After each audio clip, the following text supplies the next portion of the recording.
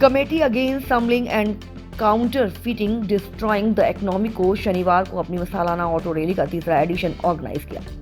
इसका मकसद समलिंग को और नकली सामान से होने वाले आर्थिक और राष्ट्रीय सुरक्षा खतरों के बारे में जागरूकता फैलाना था। इस रैली को एमपी मनोज तिवारी ने हरी झंडी दिखाकर रवाना किया।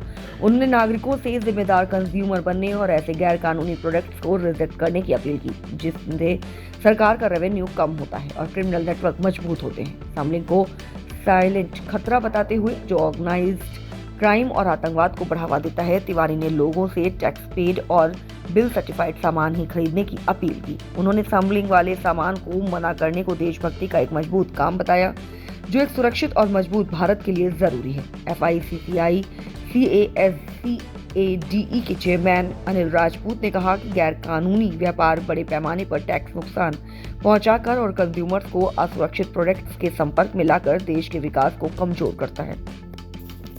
उन्होंने इस खतरे को रोकने के लिए सख्त कार्रवाई और लोगों में ज्यादा जागरूकता बढ़ाने की अपील की। इस रैली में 300 से ज्यादा ऑटो रिक्शा ने हिस्सा लिया जो सेंट्रल दिल्ली, जिसमें कनॉट प्लेस और बाराखंबा रोड भी शामिल है, में समलिंग विरोधी मैसेज फैला रही थी। फिक्की कैस्केड के फोरम के तरफ से आज एक रैली निकाली जा रही है, ऑटो रैली, और इसका उद्देश्य है कि लोगों को जागरूक करना कि तस्करी का सामान ना कोई बेच सके और ना हमें खरीदना है। इसी से हमारा देश आत्मनिर्भर भी होगा और हमारे देश में आतंक के खिलाफ, ड्रग माफियाओं के खिलाफ या कोई भी जो देश विरोधी घटना है उनकी कमर टूटेगी जब हम ये निश्चित करेंगे कि हम तस्करी का सामान ना खरीदेंगे, ना किसी को बेचने देंगे। ऐसा हो रहा है तो उसको सही फोरम पे सूचित करेंगे। और इसके लिए जो प्रयास आज फिक्की फोरम से, फिक्की कैस्केड से हुआ है, उसके लिए मैं बहुत बहुत बधाई देना चाहता हूं। और मैंने स्वयं समय निकाल करके यहां भाग लिया। ये देश के प्रधानमंत्री नरेंद्र मोदी जी का बार बार ये चिंता है और उसको ये आज की रैली फुलफिल कर रही है कि जन जागरण फैले। हम अनजाने में, हमको लगता है हमारा 2-4 रुपया कम हुआ बिल नहीं लेने से तो हमारा बच गया, लेकिन वो पैसा उनके पास चला जाएगा जो बम बनाते हैं हमारे खिलाफ, जो ड्रग्स फैलाते हैं हमारे समाज में। तो हम ये जन जागरण के लिए फिक्की कैस्केड उनके अध्यक्ष जी का बहुत धन्यवाद करते हैं और इस जन जागरूकता अभियान को अभी हम रैली के रूप में शुरू कर रहे हैं। एक शपथ भी आपने दिलवाई है, खुद आपने उसका स्पीच किया, क्या वही है, उस शपथ में मूल यही है कि हम सभी शपथ लेते हैं कि तस्करी का सामान ना तो खरीदेंगे और ना बेचेंगे और ना किसी को बेचने देंगे। अगर ऐसा कहीं हो रहा है तो उसकी सूचना करेंगे। हम कोई सामान बिना बिल के खरीदेंगे नहीं, इस बात का हम शपथ भी लेते हैं। और जिस प्रकार से भाव से यहाँ सब लोग इकट्ठे हैं, उनके पूरे भाव को, अभियान को मैं धन्यवाद करता हूं। इस रैली से कितना अवेयर जो है पूरे देश में फैलेगा?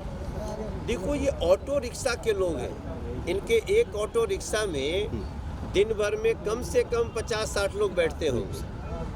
तो अगर हमारे ऑटो रिक्शा जागरूक हो गए तो समाज में जागरूकता बहुत तेजी से। सर, आपने कहा ट्रांसपोर्ट मिनिस्टर से भी बातचीत करेंगे, उसके लिए क्या कुछ आपकी तैयारी है? नहीं, वो तो एक हमारे ऑटो रिक्शा, इन लोगों को बड़ी समस्या हो रही थी पहले, तो हमने इनसे वादा किया हुआ है कि हम आपकी हर समस्या दूर करेंगे। आपके ऑटो रिक्शा के हम वो जो पार्किंग जो होते हैं, खड़े होने का जगह, उसको हमें बनाना है। इनके स्वास्थ्य का ध्यान रखना है, इनके लिए हमें अलग से हेल्थ इंश्योरेंस की प्लान करना है। तो ऑलरेडी हमको पता है और हमने इनको वादा किया हुआ है। हमारी सरकार अभी अब पटरी पर चढ़नी शुरू हुई है, क्योंकि आप तो देखे होंगे 27 साल के बाद बीजेपी की गवर्नमेंट आई है। तो हम अभी ये बात इनसे जो चल रही है, और मैंने ट्रांसपोर्ट मिनिस्टर से भी बात किया है, बहुत जल्दी हम बैठेंगे। विदिन 1 ईयर जब हम दूसरे साल में प्रवेश करेंगे, तब तक हम ऑटो रिक्शा के लोगों को, उनके लिए क्या क्या करना है, उसका रोड मैप बना के जाएंगे। देखिए, हमारे देश में जैसे जैसे हमारी अर्थव्यवस्था बढ़ रही है, ये जो लोग जल्दी पैसा कमाना चाहते हैं वो नकली सामान बनाने लगे हैं और नकली सामान की बिक्री दिन ब दिन बढ़ती जा रही है।